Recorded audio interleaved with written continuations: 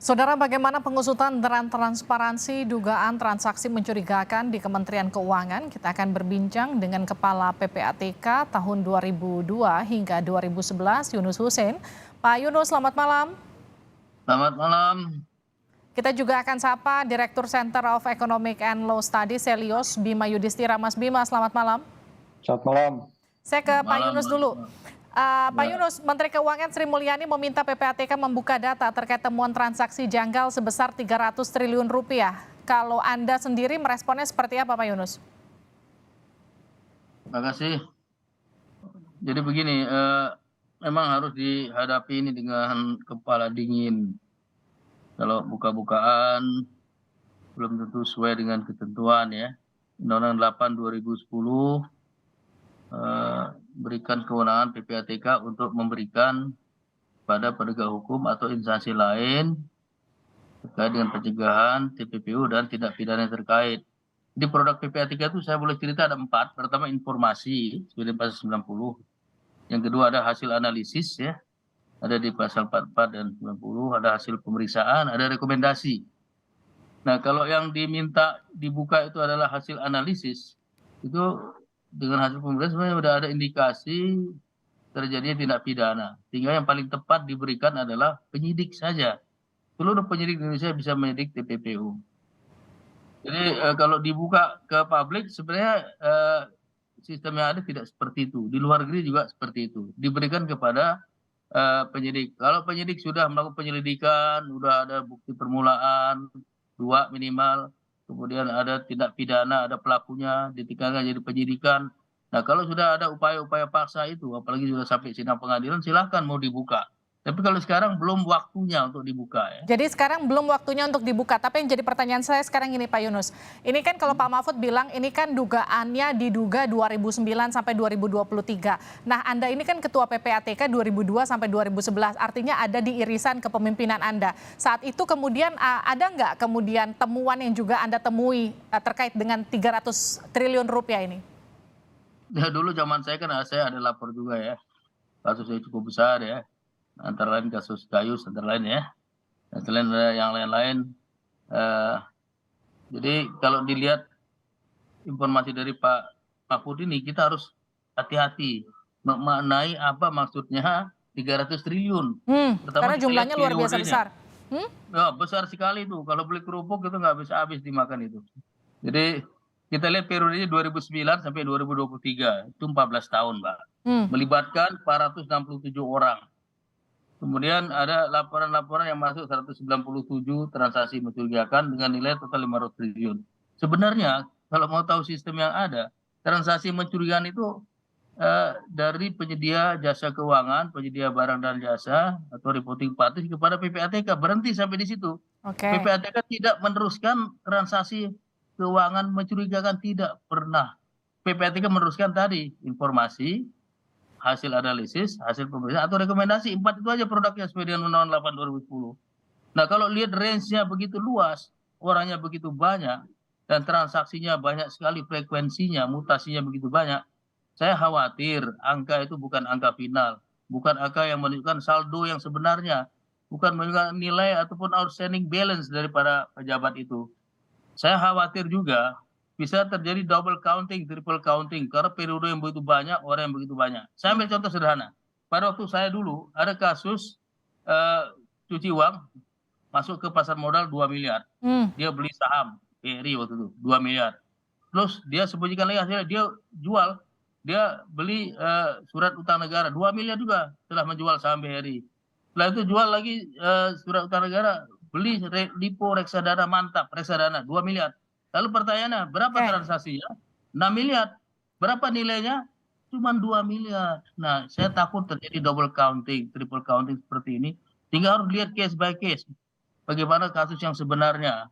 Nah, pemahaman perlu dipahami sebaik-baiknya. Kalau terlalu besar, 500 triliun itu besar sekali. Saya ke Mas Bima ya, Pak Yunus. Mas Bima, bagaimana melihat, kalau Pak Yunus sendiri melihat ini kan takutnya ada double counting, terus kemudian memang pengusutannya butuh waktu karena rentang waktunya terlalu panjang. Tapi yang jadi pertanyaan kemudian bagaimana proses pengusutan yang seharusnya transparansi dugaan transaksi mencurigakan di Kementerian Keuangan nanti akan seperti apa ketika melakukan audit investigasi?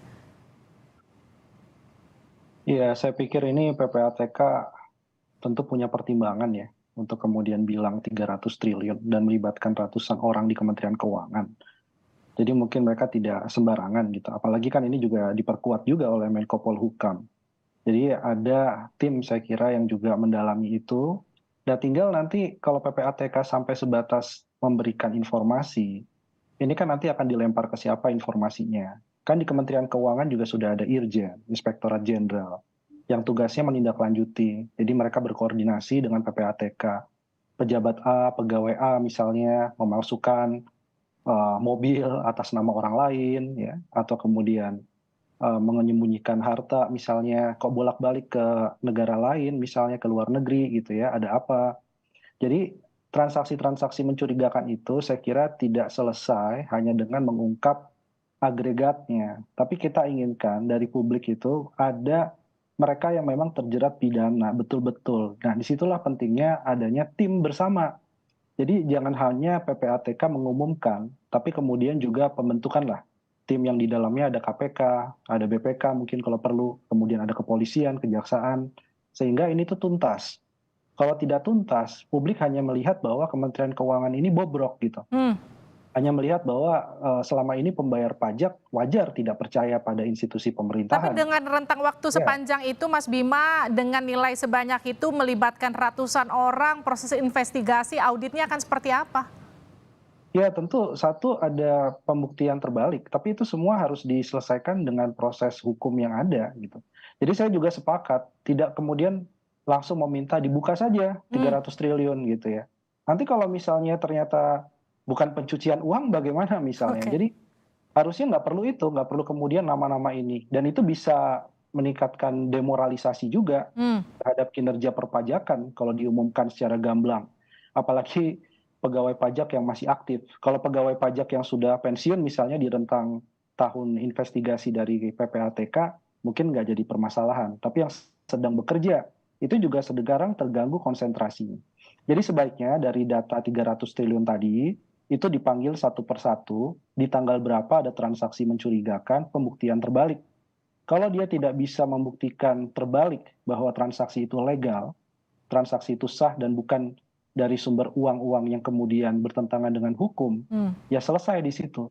Tapi kalau ada permasalahan yang sampai menyangkut pidana, uangnya dari suap misalnya, kemudian uangnya dari konflik kepentingan, ada saham misalnya ditemukan yang dimiliki oleh pegawai pajak, saham itu ternyata saham konsultan pajak yang kemudian rentan ada konflik kepentingan di situ, nah itu ditelusuri. Jadi kita tidak ingin sekedar bombastis atau heboh gitu ya mengungkap secara besar karena ini merusak citra pemerintah dengan 300 triliun itu angka yang tidak main-main. Tapi kita menginginkan siapa sih sebenarnya yang terlibat dan diungkap sejelas-jelasnya. Tapi yang kita inginkan yang sudah kemudian masuk dalam penyidikan yang jelas, ada buktinya. Nah itu yang masyarakat inginkan sekarang. Jadi harapannya kasus ini nggak berlarut-larut gitu ya. Harus ada ketegasan, kejelasan, jangan menjadi bola liar. Karena ini bisa tuduhan satu kementerian dan ini merusak saya kira di tengah. Betul, itu yang kemudian harus diklarifikasi dan dijelaskan juga proses auditnya dibuka setransparan mungkin. Pak Yunus, jadi seperti apa kemudian seharusnya mengungkap transaksi janggal 300 triliun rupiah ini supaya kemudian Kementerian Keuangan tidak dianggap satu kementerian yang dianggap masyarakat kementerian yang bobrok begitu karena terlalu banyak skandal belakangan ini. Jadi kalau laporan atau informasi itu diberikan kepada Menteri Keuangan, baik atas permintaan ataupun tidak, seharusnya Irjen harus memfollow up, ya, ada klarifikasi, verifikasi, dan memberikan feedback kepada PPATK. Biasa di lembar terakhir itu surat kita isikan formulir feedback. Kemudian katakanlah kalau ada indikasi pidana, misalnya gratifikasi, perlu didalami. Kalau memang ada indikasi seperti itu, minta penyidik untuk melakukan pendalaman. Dalam hal ini KPK ya. KPK melakukan pendalaman mencari bukti permulaan yang cukup, artinya 2 syaratnya menurut undang-undang. Kalau udah ada bukti permulaan berarti sudah ada tindak pidana. Oke. Pelakunya bisa ditingkatkan menjadi penyidikan. Disitulah penyidik mulai bergerak. Dan selain itu, PPATK selain memberikan kepada Menteri Keuangan bisa memberikan langsung kepada penyidik kalau memang itu ada indikasi pidana. Penyidik melakukan penyelidikan, mencari bukti permulaan, meningkatkan jadi penyidikan, prosesnya berjalan terus. Kurang lebih seperti itu yang harusnya dilakukan. Gitu. Baik, terima kasih telah bergabung bersama kami di Sapa Indonesia Malam, Pak Yunus dan juga Mas Bima. Terima kasih atas waktu. Sama-sama.